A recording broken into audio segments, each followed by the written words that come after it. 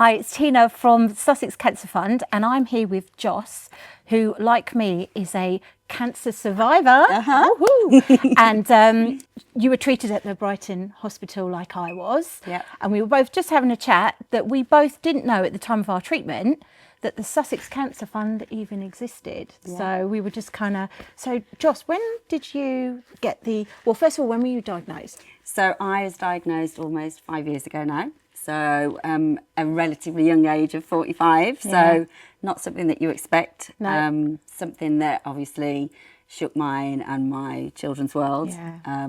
Single parent, so quite tough to sort Blimey. of juggle everything as well. Yeah. How old are your kids? So now they are 15 and 12. Oh, so they were young. Like my children were about the same age. Yeah, It's really, yeah. And as you go through that point of, do you tell them, do you not, do you don't want to worry them, etc. But you recognise that potentially with the side effects of chemo, etc., they're going to recognise something, you know, is up. So it's having that conversation with them. So. And actually, and you're right. So my kids were young, and I had a friend that didn't tell her children.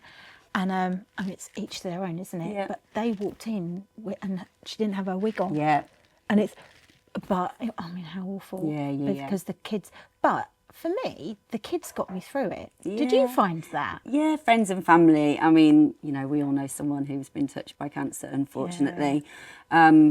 But yeah, friends and family, 100% are what gets you through, as long as all the charities and amazing, you know, help that, you know, we've had along the way. But yeah, absolutely, you know, a tough time. And I think everything that, you know, we have been sort of given access to in regards to the support at the hospital, which is incredible, like massively helped because it was the scariest time. So yeah. So we were just saying, weren't we? Because this is blatant. It's the truth. Yeah. I had no idea who the Sussex Cancer Fund was. I was merrily parking my car. Yeah. You know, free. For free. That's nice. Walking across the road, feeling like crap. Yeah. And no idea that even the chemo chairs we were sitting on were Sussex Cancer Fund. It's like, so how did you find out it was? I mean, first of all, what did? Like the chairs you were sitting on, and did you use any of the equipment looking back now? What did you use? Yeah, so I suppose going into the hospital, like I say, first of all, you know, you park your car, it's free, which is fab, you know, you just don't think anything of it. You're just like, yeah, that's great. Going into the environment, you know, anyway, going into having any treatment, chemotherapy, radiotherapy is scary, you know, it's massively scary. So you want to see sort of warm, familiar, kind, caring people and faces, which I did 100%. You walk in and the people are incredible.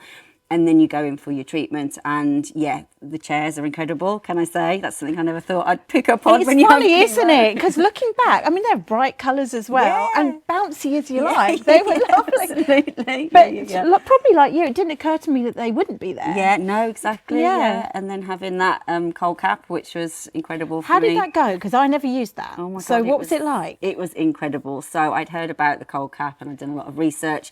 Again, never really thought that it wouldn't be an option, but looking back now, it possibly couldn't have been an option. Well, now I know, I mean, I was only at the hospital yesterday, and they've only got 2 machines there. And so it's not actually given. Yeah. So, which I didn't know. So people going in can have the cold caps. Sometimes they can't. So we can fund those when we can. Oh my God. And I would have been, as I say, because I'd done so much research on it, and I recognised that, you know, it's a tough time anyway. Like we've talked about the children, you don't want them to recognise a huge change. So anything that you can do to protect your appearance when you're going through treatment is huge. It's huge. Whatever you can control is massive, because there's so much you can't control. You're so right, Joss. So having the cold cap as an option was there. I think if I'd have gone in on a day and they said it wasn't an option, I'd have been really upset, like really upset. Yeah. Because it saved a lot of my hair, and it was incredible. So I didn't do it. So now I wish I had. Yeah. And my hair, how did your hair come back? Oh my God, like incredible. Like, honestly, I was talking to my hairdresser last week. So sorry, so you lost a little bit of the hair? I lost a little bit of it. So I didn't lose all of it. I cut it a bit shorter anyway, because when you speak to your oncologist, they sort of say, look, you can do the cold cap as an option, but it's not guaranteed. So you've always got it in your mind that, you know, potentially you might be getting the wig and you might be doing that option, which is fine. You can sort of train your mind into that. But again, I think everyone I've spoken to who's gone through cancer, you know, the hair loss is significant. It's huge. And you want to, like I say, be able to control anything that you can control. You can, So yeah, I did keep like a short bob. That's nice. Which was nice. And I think for me, so, you know, when people go, it's only hair, it will grow back. it only really occurred to me while I was really thinking about it. The reason why it was so important is, first of all, like you said, it's one of the only things you feel you can control. Yeah. And secondly, for me, it was like, now I look like a cancer patient. Yeah. Like there's no hiding from it now. Yeah. So not that, I mean, people rock bald heads, right? Yeah. But, oh my God, but you can now not. You look like you've got your scarf on. Yeah. But going into that ward then and seeing people, like you said about the chairs, being comfortable and having the blankets and the cold caps and everything, nice. It's honestly, and just having those kind, caring, smiling faces to look after you, it really is huge. Like, it makes such a difference when you're going through such significant treatment. It really does. I mean, I had a lady come over and I was sitting there, and you feel like crap. I think I've said that before. And she said, do you want a hand massage? I felt like crying. Oh my God, did I you get that as well? I did as well. I was like, I did. Thinking, shall I pay her? I didn't know. She was coming round. And in fact, the one week she wasn't there, and I was a bit like, where's the lady with the hand massage? Not that I'm, demanding. No, but it was I need my feet done. Honestly, it was lovely, because you can't go in with anybody. I couldn't at the time. No. It was just post-COVID, so I couldn't go in, with a friend or a family member. So you literally go in there, sort of with your best positive mental attitude, and go in there and do what you can. So you had to do that. So you had to go. Mine was pre-COVID. Okay. So you had to do that all by yourself. Yeah. We didn't have anyone. My sister used to wait outside for me and go and have a coffee, and then I'd go in on my own with my playlist and my blanket and just try and so make the best of it. So, but well, you look around and you recognise, about, like I said earlier, how many people are touched, by cancer, and it's it's so sad, and you always have a look at other people around you and just be grateful that there's always someone a little bit worse off. I mean, that's good. And actually that brings me to, so we sometimes can look after the staff as well. And I was just talking to David, who's in the office yesterday, and the staff, they actually paid for them to have like a fun day out, recognising that the staff often working really long hours well. Yeah. And also that must be quite tough in the cancer unit. It's hard enough looking around when you've got the cancer, let alone having to help people, and people that don't survive either. So they treated them to a day at Thorpe Park. Oh my God. Yeah. That's incredible. It's incredible, which I never knew they did. No. Another thing I never knew they did. No, incredible. Everything is, I keep learning every day. And I was speaking to the nurse friend enough yesterday, and she said that meant so much to us. So actually in COVID, when they were the only people with you at the time, they were incredible. It's kind of nice that we were able to give them something back. Gosh, 100%. I would have, there would be 2 nurses, and they would be there every week. So again, just having that familiarity of someone's face there that you sort of knew, and their name was really incredible, obviously with masks, etc. on. But they were absolutely incredible, and I think I bought them chocolates and stuff at the end just to say thank you. But they're amazing. They're like angels. Absolutely incredible. They are. So they're like angels. To do that for them. It's incredible. Yeah. Well, I didn't. The charity did. Charity did. I wish I had. So after your treatment, what then happened within the Sussex Cancer Fund that now you're looking back, because we didn't know at the time, what they did for you next? So post-treatment, you kind of, when you finish yours, your chemo, your radio, you kind of, that's it, you're completed. And a lot of people go, oh my God, that's it, it's it's over. And it's so not, because it's mentally you're kind of not prepared to not be in treatment, because when you're having your chemo, it's kind of doing good. It's, it's doing what it should be. So actually afterwards, it's a little bit, okay, you don't want to keep talking to your friends and family about cancer, because it can be, a little bit sad for them. Yeah, so, and also they're like, you've got your treatment, you're okay, should we all just move on with our lives? And internally you're still feeling rubbish. So the support I had afterwards from the cancer, sort of Sussex Cancer Fund, was incredible, because I got free treatments. So I got 3 holistic treatments, which were a mixture of like massages and sort of acupuncture, and that was incredible. Also counselling, so counselling sessions, and that was one-on-one, to be able to literally sit and talk to someone just about what that journey had been like. And then also to sit in a group therapy session as well was absolutely incredible, because I sat with 11, 12 other like-minded people who were just, you know, really honest and open about how they felt. And, you know, that was incredible. You felt held, you felt heard. It was, honestly, it was incredible. Oh, that's great. Yeah. But I didn't know at the time who was funding that. I know. So, like, honestly, it is incredible. I mean, yeah, because how much are counselling sessions? No, like £50, £100 a session? Probably. And how nice to sit with like-minded people. You know what's really nice is that being in a room with someone where you don't have to explain how you're feeling, because you both just know. Yeah, absolutely. And it was coping mechanisms as well of how to cope with certain things, if certain conversations would trigger you, and you know how to sort of deal with it. So it was a lot of sort of holistic help as well in regards to that as well. And I think that was like 12 weeks or something. It was a session a week. Honestly, it was incredible. 50, 100 weeks. Yeah. You're on your own. It was incredible. It was so worthwhile. So I'm so grateful for that. Oh, for all it's of so that. good. That's so nice.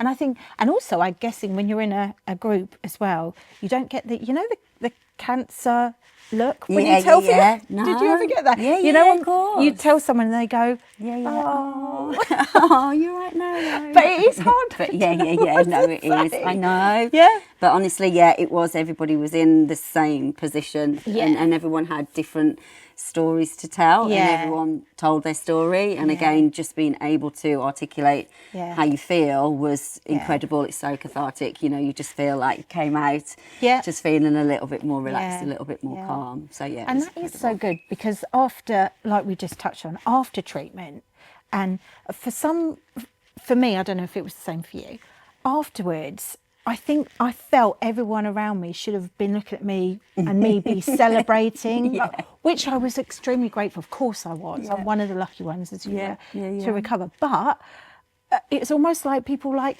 do you feel like you got a new lease of life? You know, like a new you, but you're still really recovering. I mean, this is poison that is like literally killing everything. And I felt exhausted for ages. So that fatigue is huge. Just being able to, again, articulate, you know, and be able to, I suppose, function without constantly thinking, is that cancer? Is it back? Oh, Do you know what I mean? All of that is a constant. And I think that's the thing about anybody who's lived with or, you know, has had cancer. You know, it doesn't just go away like that. Really it doesn't just snap away. No. So being able to, again, you know, have a charity that is so considered and will continue to support existing and patients who will be, you know, sort of touched by cancer in the future is so incredibly important. And for local people, you know, I mean, that hospital Sussex, is incredible, absolutely incredible. Yeah. So any support and help we can give that hospital is, you know, is incredible. It's great. And we do a lot in Brighton,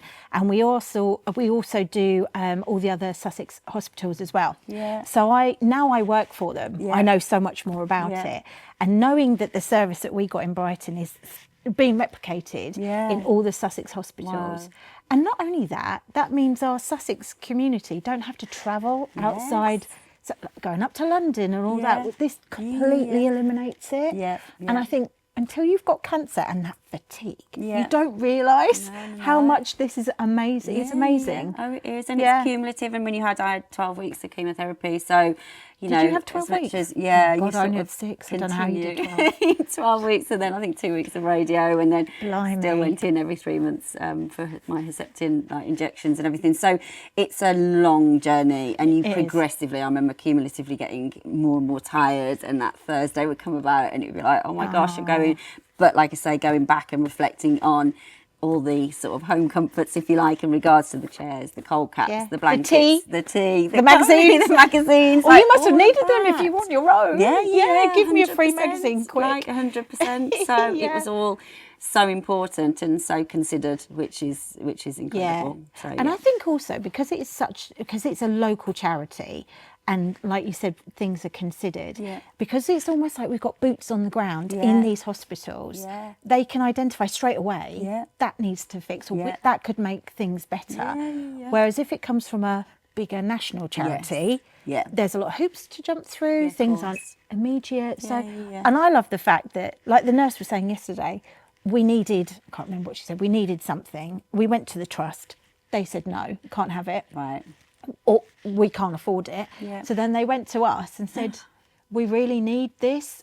And and it got me quite welled up, because she was like, we knew we could go to you guys, and we literally had it within a couple of weeks. Oh my God. And then patients straight away are being benefited from it. You feel so proud of that, and how nice to be able to then tell, you know, patients that that's exactly what you're doing to support them. Yeah, it's amazing. It does need to be said, doesn't it?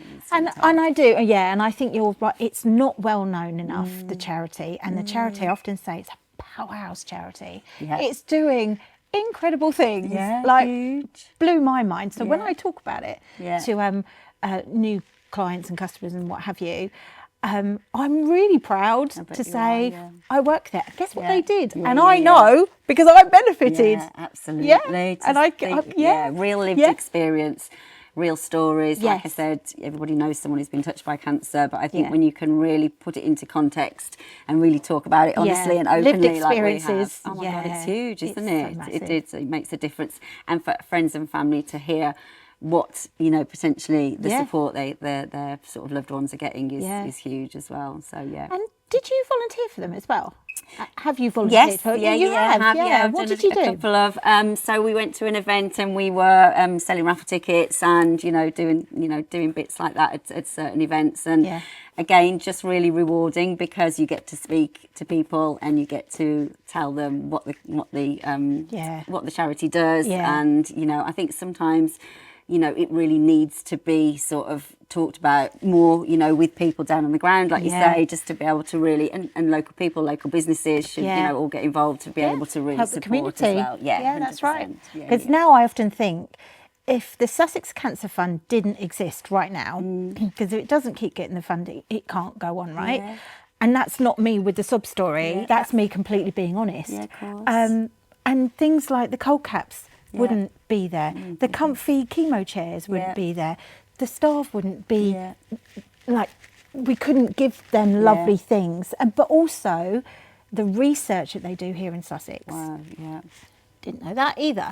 They do amazing research projects here, which keeps like Sussex talent within Sussex, which is incredible. And the equipment as well. I don't know if you knew that we've just got a new skin piece of equipment. Okay. State of the art. It's amazing. Wow. Like, it's hundreds of thousands of pounds. I can't even remember what it was. Yeah. And it's just been we've just bought it, and it's ordered. And what it's going to do, it's going to make treatment a lot better. It's going to make it quicker. Wow. More people are going to be seen in Sussex. And as you know, and I know, the quicker you're diagnosed, the quicker you can get out of there with the all clear like we did. And like you said, not having to go to London, which is where you associate, you know, sort of gold standard care, actually to have that in Sussex is incredible. Like, I know people who had to travel quite far to appointments, and that, like you say, on top of the fatigue and the cumulative exhaustion is just and not the cost. Okay. So, and the cost, of course, of being able to have. What is it to get to London? About £25 return? Probably. If you're not going in rush hour. It's a lot more then. It's a lot more. Well, thank you so much. It's been a pleasure, honestly. It was really nice. Absolute pleasure. And I'm with you, the journey, and I'm so glad you're better. Yeah, I'm so glad. You too. Power to us. You too. Thank you. It's lovely to talk to you. It's so nice to talk to you.